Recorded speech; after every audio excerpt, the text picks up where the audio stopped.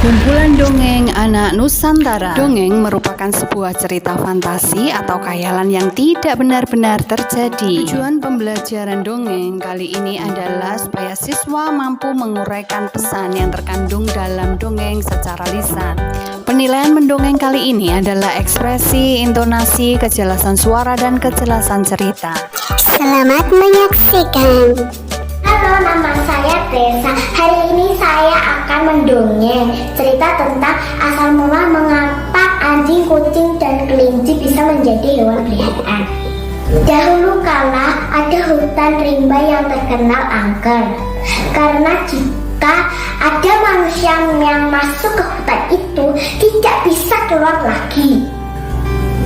Di dekat hutan itu ada sebuah desa kecil. Orang-orang di desa itu tidak berani memasuki hutan itu. Mereka percaya bahwa hutan itu sangat angker sekali.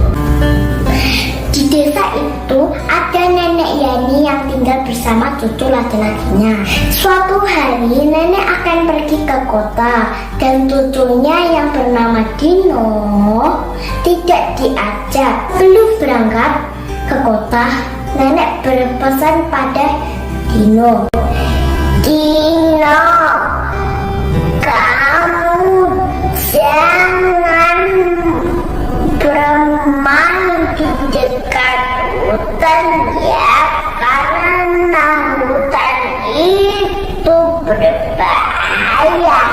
"Baik, Nek," kata Dino. Setelah nenek pergi, Dino bermain bola kesayangannya. Tapi tanpa sengaja bola itu ditendang dengan keras sehingga masuk ke hutan itu. Jadi Dino memutuskan untuk mengambil bola itu ke dalam hutan.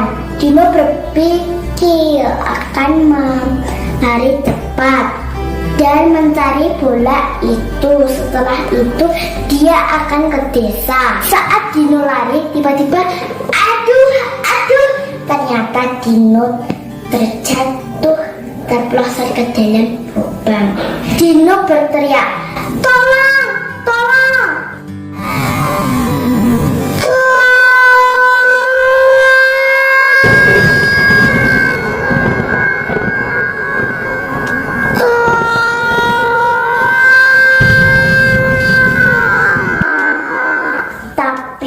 Tidak ada yang membantu Dino. Akhirnya Dino berusaha memanjat keluar. Saat Dino berhasil, ternyata di luar lubang itu sudah ada singa dan ular yang ingin memakannya. Dino segera lari, tetapi malah masuk lebih dalam lagi ke hutan dan menemukan sebuah gua untuk bersembunyi. Saat malam tiba, Dino baru tahu bahwa di gua itu ada sosok makhluk lain. "Siapa di sana? Siapa kamu?" Akhirnya ada 3 sosok makhluk.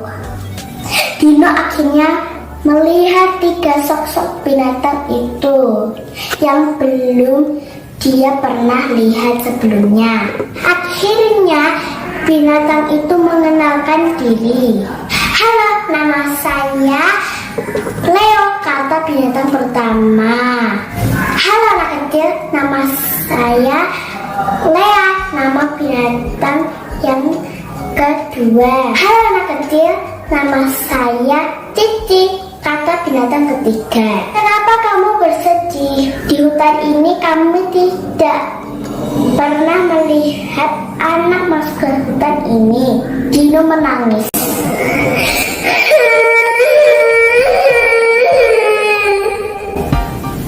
Dan berkata bahwa ingin pulang ke rumahnya. Akhirnya Leo, Lea, dan Cici berjanji akan mengantar Dino pulang ke desanya. Leo, Lea, dan Cici berhasil mengantar Gino ke desanya dan bertemu dengan neneknya lagi. Nenek Dino sangat berterima kasih kepada Leo, Lea, dan Cici. Dan sejak akhir itu, setiap hari nenek memberi makan binatang itu. Sejak saat itu manusia jadi tidak takut dengan anjing, kucing, dan kelinci, dan mulai berani bersahabat dengan mereka sampai hari ini. Terima kasih. Pada suatu hari ada kelinci yang sangat cerdik, tetapi bulunya sangat lapar. Aku belum makan dari tadi siang. Di pulau sebelah ada sangat banyak wortel, tetapi aku tidak bisa ke sana karena aku tidak bisa berenang. Lalu kelinci melihat sangat banyak buaya. Aha, aku punya ide. Buaya. Ya, ada apa kelinci? Aku punya makanan buat kalian. Oke, tapi kalian baris dulu ya, Nabi. Oke. Oke, aku hitung ya. 1, 2, 3, 4, 5, 6, 7. Yeay, sampai. Tapi kelinci, mana makanan yang tadi kamu janjikan? Oh, ini. Tapi bohong, bye-bye. Harimau si penang yang gemar berburu. Hari yang cerah, waktunya untuk berburu, kata si harimau. Dia berjalan dengan gagah dengan bulunya yang belang itu. Dia bisa bersembunyi di semak-semak tanpa terlihat. Seekor anak rusa asik bermain di padang rumput. Makanan lezat, kata harimau dalam hati. Si harimau berusaha mendekati rusa itu diam-diam. Si harimau mencoba menerkam. Lari! Teriak rusa ketakutan. Hei, jangan lari kalian, seru si harimau. Si harimau sedih. Dia belum bisa berburu. Hei, jangan menyerah nak. Papa akan mengajarimu bagaimana cara berburu. Apa yang Papa lakukan? Tanya si harimau. Papa sedang mengasah kuku supaya tajam dan memberi tanda kekuasaan wilayah kita. Hei, lihat, ada kambing hutan, seru si harimau bersemangat. Shh, berjalanlah pelan-pelan tanpa suara saat mengintai musuh, kata Papa harimau mencontohkan. Hap! Dengan sekali lompatan, Papa harimau berhasil menerkam kambing hutan itu. Wow, Papa hebat! Si harimau takjub. Setelah makan, si harimau pergi ke sungai. Piur! Si harimau mencuburkan diri ke sungai. Airnya segar sekali, seru si harimau. Wow, si harimau tak takut lagi air. Ia berenang menuju seberang. Selesai berenang, harimau naik ke darat. Dia mengibaskan badannya. Hei, ciprasanya mengenai mukaku, teriak seekor burung dari atas pohon. Ini bulu di badannya kembali kering dan terasa segar. Untuk meningkatkan teknik berburu, si harimau berlatih dengan saudaranya langing. Semakin besar, gerakannya semakin kuat, gesit, dan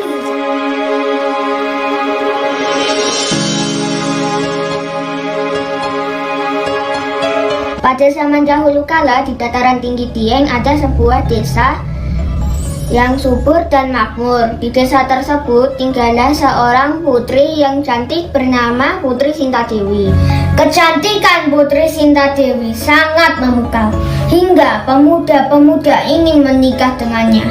Pada suatu hari datanglah seorang patih yang merupakan utusan dari seorang pangeran yang bernama Pangeran Kidang Garungan. Dan sang pangeran ingin menikahi Putri Sintadewi. Sang patih pun berkata, "Wahai Putri Sintadewi, saya diutus oleh Pangeran Kidang Garungan. Ia sangat ingin menikahimu."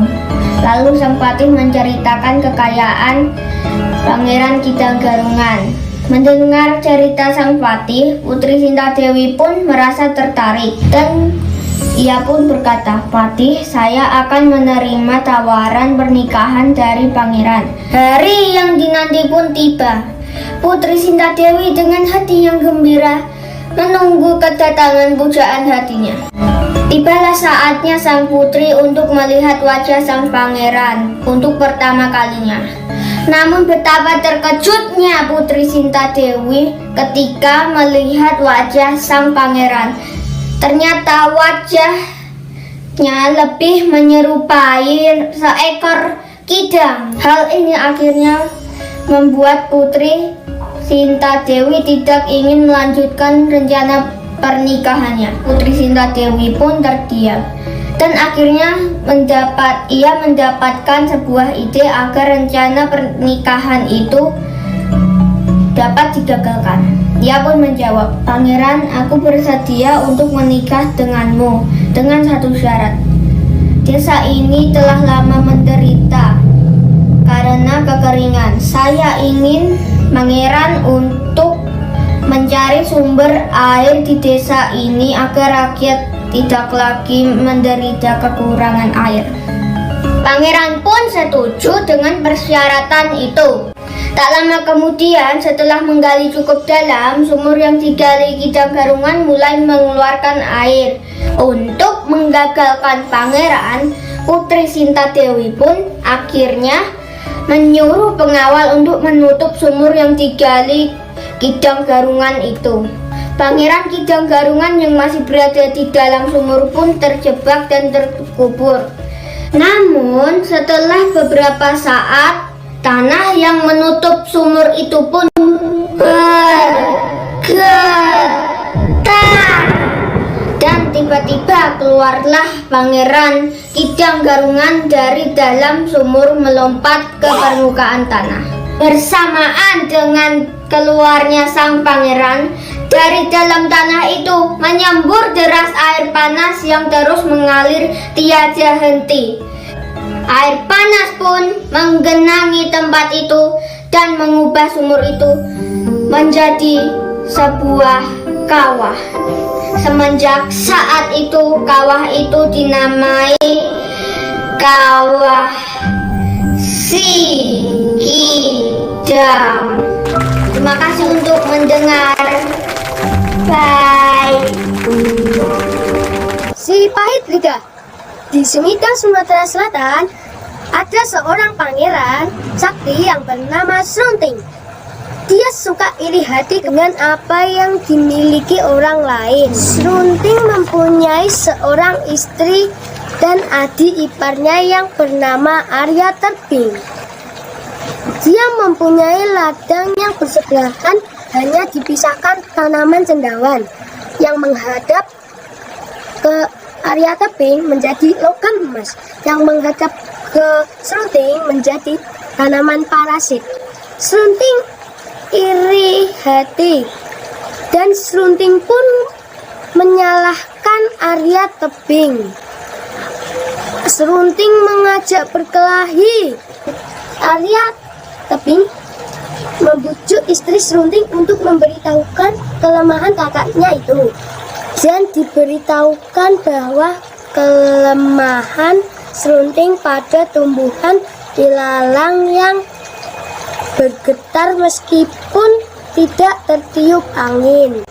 Hari pertandingan tiba. Arya Terbing sudah menancapkan tombaknya ke ilalang yang bergetar.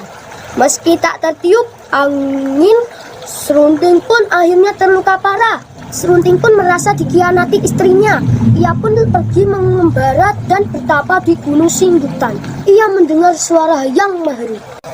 "Wahai Srunting, aku akan menurunkan ilmu gaib kepadamu.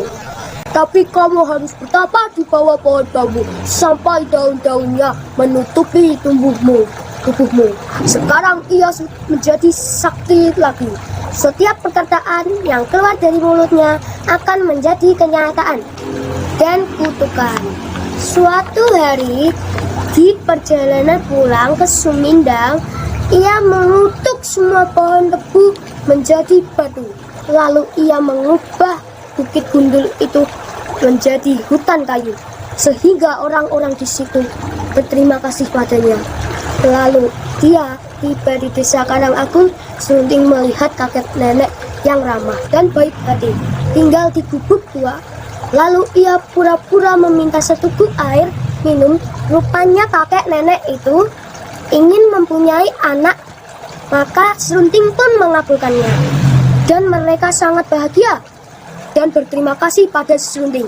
Serunting merasa bahagia bisa membantu orang lain, dan ia terus berusaha menolong orang lain dengan perkataannya. Teman-teman, manfaatkan ilmu yang kita punya untuk menolong orang lain, dan berhati-hatilah dalam berucap. Bye.